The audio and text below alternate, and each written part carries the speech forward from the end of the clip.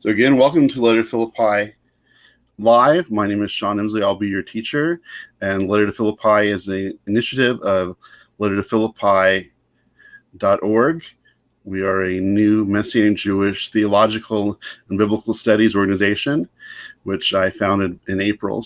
And this daily broadcast, this daily class in the book of Philippians is our first initiative of our new organization. And as I've said in our previous videos, we'll be adding Messianic Jewish book reviews and other materials available for you as we look to build a Messianic Jewish theology and theological perspective for the 21st century, based on the scriptures, based on Jewish tradition, and also consulting the academic world and the Christian world.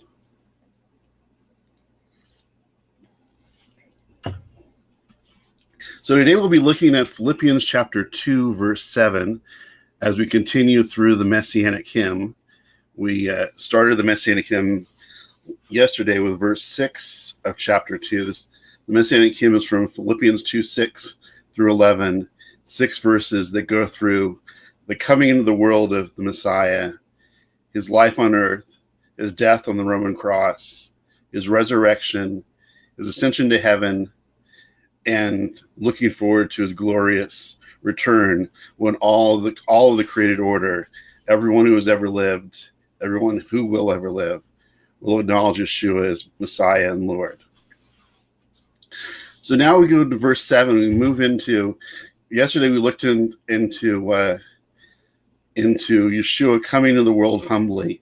And verse 7 continues that thought as it looks into the coming of the Messiah humbly into our world.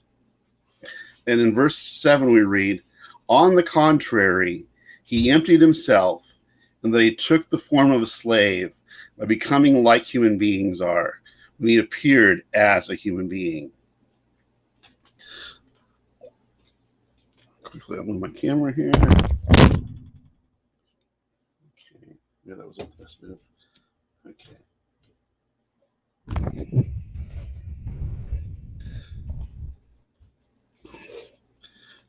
So I'll read the verse again. "On the contrary, he, Yeshua, emptied himself, and he took the form of a slave by becoming like human beings are. And when he appeared as a human being," the Greek word for emptied is kanou. Many scholars understand that Yeshua, in his incarnation, in his coming into the world, emptied himself of his omnipotence, his omnipresence, and omniscience.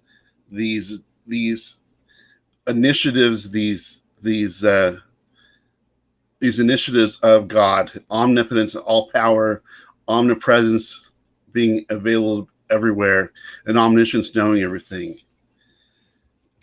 But the emptying could signify the sinless Savior's sacrificial death, where he poured out his life and bore the sins of many. So the question we're talking about is emptying of Yeshua. Did he empty out his omnipotence, his omnipresence, and omniscience, his God qualities of all knowledge, all presence, all power? Or is this emptying the fact that he left his place in heaven and entered into a sacrificial life and a sacrificial death? In this verse, Paul teaches that Yeshua, the eternal Messiah, came into the world as a flesh and blood human being, in contrast to later Gnostic groups and the proto-Gnostic groups of the time, which espoused that the man Yeshua became divine, where the divine Yeshua just appeared to be in the world. In contrast to Gnosticism, a belief that sets the spiritual as good, the physical as bad or evil. They couldn't understand, they refused to understand Yeshua as being the God of Israel, the Holy One, who came into our world in physical flesh, that he was born as a baby. He was of physical flesh. In the phrase incarnation, the God of Israel was in flesh in Yeshua.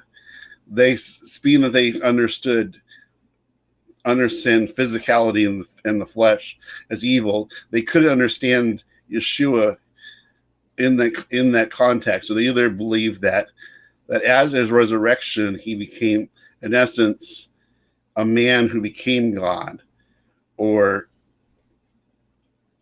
that he just appeared to be a flesh and blood person. He was a spirit person who just looked like a physical human being.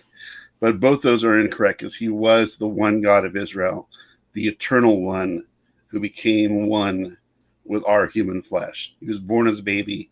He lived his life as a man. He died on the Roman cross as a man. He rose from the dead and returned to heaven in a physical body. As Yeshua, God became man, entered into his creation uniquely and intimately. While there have been brief glimpses of the one God of Israel in the Tanakh, interacting with human beings in the Brit Hadashah scriptures, Yeshua is the one God of Israel, empties himself to enter the world fully and encounter his created beings as one of them. Throughout the Tanakh, there are glimpses, what they call epiphanies, that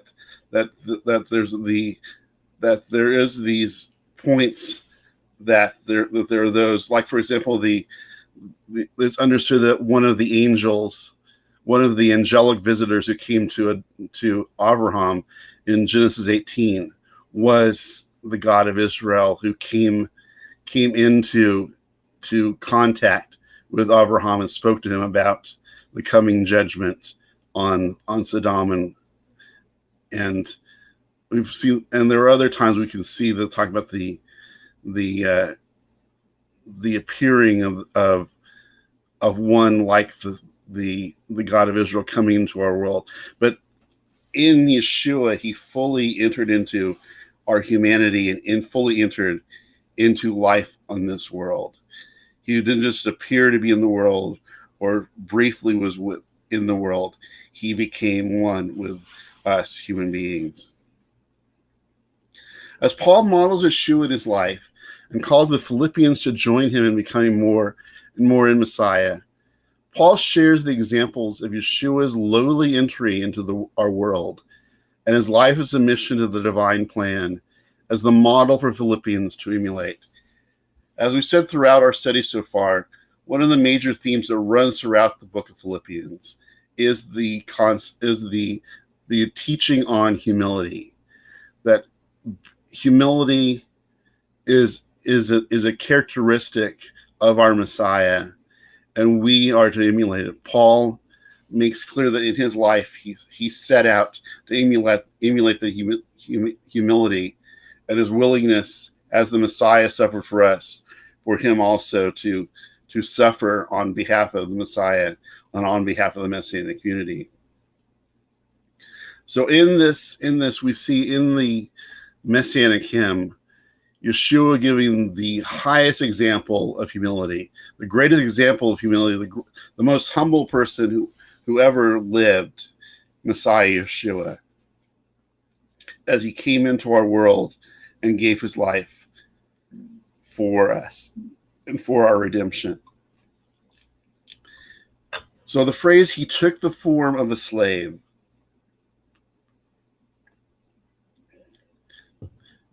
more than just becoming a human being, Yeshua became a slave. More than just becoming one of us, just entering into our world, Yeshua came as a slave. He came to come into our world in the lowliest spot, born as a baby in a lowly setting in his birth in Bethlehem, living a life of one who throughout his time ministering had no home and lived basically wherever he was able to give him a place for him to sleep, and then to be arrested and executed by crucifixion, on the Roman cross, as the death that was reserved for slaves and for the worst of criminals. So he came into this world not just as a human being, but as a human being who would have the greatest of suffering. Paul makes the Philippians aware that both he and Timothy are slaves of the Messiah, and are modeling the humility and submission to the Messiah Yeshua. They're calling the believers in Philippi to pursue with them. As we see in the opening verse, they're basically their introduction to this letter. Both Paul and Timothy refer to themselves as slaves. So they are modeling the Messiah, as the Messiah was a slave for us, coming into the world and dying and living a life of sacrifice and eventual death on the Roman cross. They too call themselves slaves as they model Messiah, and they call the people of Philippi and us by example to understand our roles as being slaves of the Messiah. That as our Messiah sacrificed for us, we are to sacrifice for him and to live lives that model his humility. As slaves of the Messiah, Paul and Timothy model their devotion to the Messiah, just as Yeshua exemplified his devotion to us. So Paul and Timothy sought to model the Messiah in their lives and confirm onto us the need to understand our lives as the slaves of the Messiah, as they were slaves of the Messiah. In both Philippians 1:1 and Philippians 2:7, Paul used a form of the Greek word doulos. Doulos being an individual form, douloi being the plural, which Dr. Stern in his translation of the Collegius Bible translated as slave. Doulos can also be translated as servant or bondservant. Some Bibles, including the ESV, which I also use in my studies, uses the word servant in these verses instead of slave.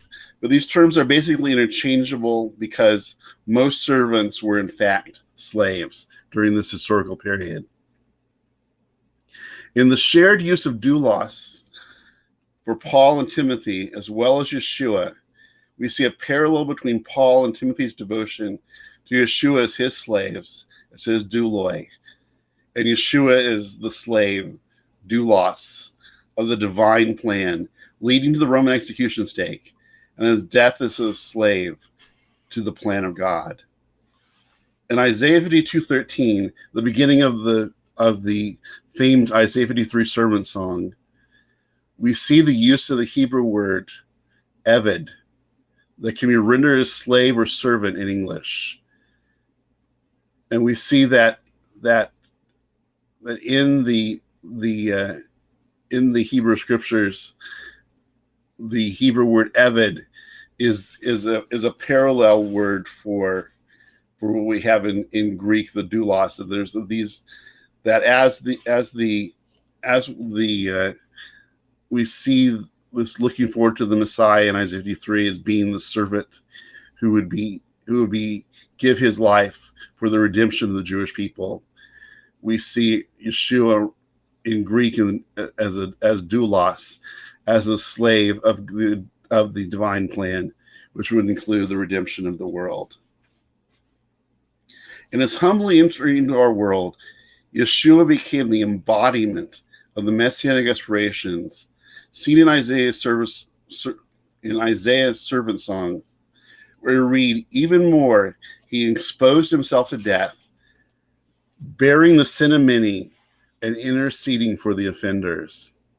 In this verse, we see the messianic servant slave laying down his life as an act of dying and atoning death, just as Yeshua, our Messiah, would do.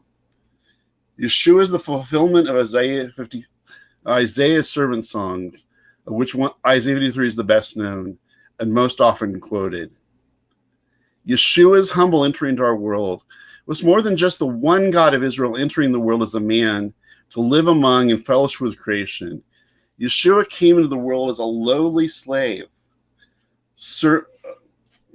demonstrating humility as he temporarily left the highest eternal state to assume the lowest earthly state. In the phrase becoming like human beings are, there are two words in Greek, genomai and geneo, that can mean born or become. In this verse, Paul used the Greek word genomai rather than geneo to convey the meaning of a change in status, which is what we see in Yeshua's emptying himself, temporarily leaving his pre-existent divine state and coming to our world as a human being. Other uses of genomai in the Brit Hadashah include the transfiguration of Yeshua in Matthew 17:2, where we read, as they watched, as the three Talmudim watched, he began to change form. His face shone like the sun, and his clothing became as white as light. In Matthew, genomai is used to describe Yeshua's clothing changing to bright white as he makes his glory known to his closest Talmudim. Through the transfiguration, we can see the coming together of the human and divine in Yeshua. As Albert Nolan wrote, Yeshua's divinity is not something totally different from his humanity. Yeshua's divinity is the transcendent depth of his humanity. Yeshua was immeasurably more human than other men. That by becoming a man was not a sign that Yeshua was inferior to the Father, inferior to the Ruach Kodesh, because his innate divine status, though humbled in the incarnation, he demonstrated that the obedience of the Messiah is the voluntary, joyful, thankful obedience of a son, the true, sacrificed, transparent obedience of an equal. And that comes from biblical scholar O'Callaghan. In this act of humility, Yeshua's divine Lord entered into the world to seek and save, doing the work only God can do. Thus, the one God of Israel again steps into human history to offer redemption, which only comes from the divine one. The role of Redeemer can only be filled by the one God of Israel. As we read in Deuteronomy chapter 10, 17 through 18, for Adonai, your God, is God of gods and Lord of lords, the great, mighty, and awesome God who secures justice for the orphan and the widow, loves the foreigner, giving him food and clothing. The role of the Redeemer, the one to be the Redeemer of the people of Israel and for the world, for those who trust in the God of Israel, is given to the one God of Israel to do. So in Yeshua as the one God of Israel coming into human flesh, coming into our world, laying down his life for us to be the Redeemer that only he could be. So in this we see the necessity that the Redeemer and the Messiah be divine, because only the one who is mighty and awesome to save is the one God of Israel. So in this we see an affirmation of Yeshua's divine status in his place as one with the one God of Israel, coming into our world humbly to give his life and to give himself for our atonement. So we're coming to our end of our study today. We'll be looking at one verse a day of the six in the Messianic hymn. And we've seen today that I'll read the verse again, and then on the verse 7, which we looked at today, on the contrary, he emptied himself, and he took the form of a slave by becoming like human beings are. And when he appeared as a human being,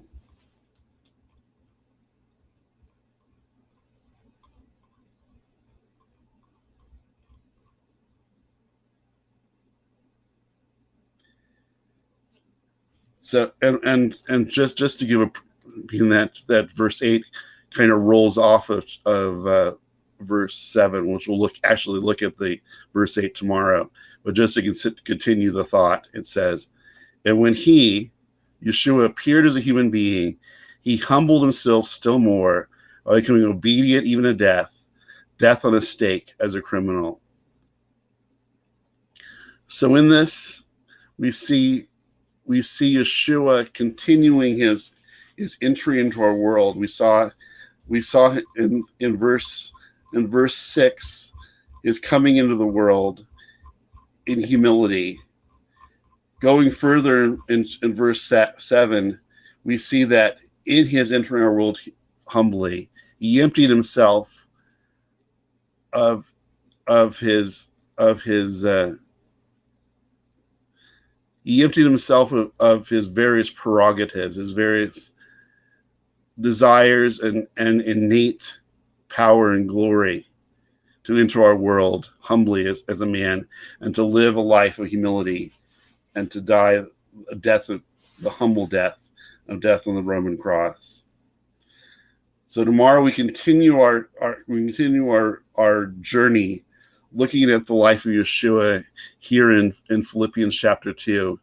As we've given a preview with the next verse 8, we'll see the continuing move of Yeshua from his place in the heavenlies, his place in the glory with the one God of Israel, in his place as the divine Son, entering into our world humbly and moving farther, as we see verse 8, that his move of humility in our world came to the Roman cross, that his death on the Roman cross for our redemption, for our atonement, for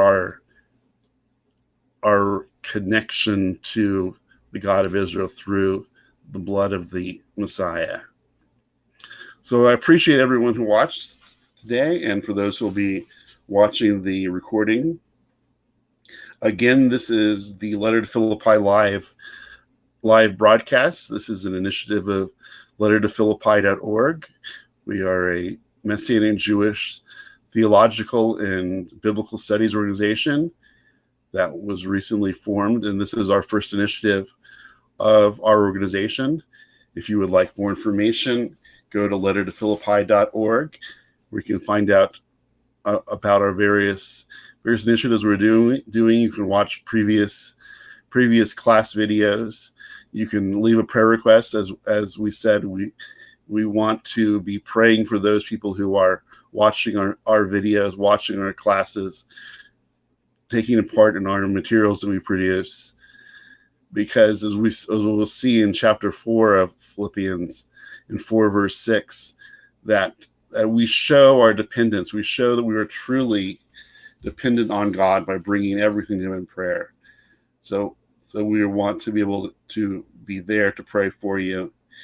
If you'd like to make a donation to keep this broadcast going, and also to continue building this new work of sharing the scriptures from Messianic Jewish perspective, and also looking to the best in today's scholarship, how it works toward the building of a Messianic Jewish theology for the future.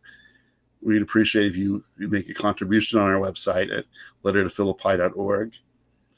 And again, we will be looking at Philippians chapter 2, verse 8 tomorrow, and looking to the death of the Messiah on the Roman stake, his death for us on the cross for our redemption.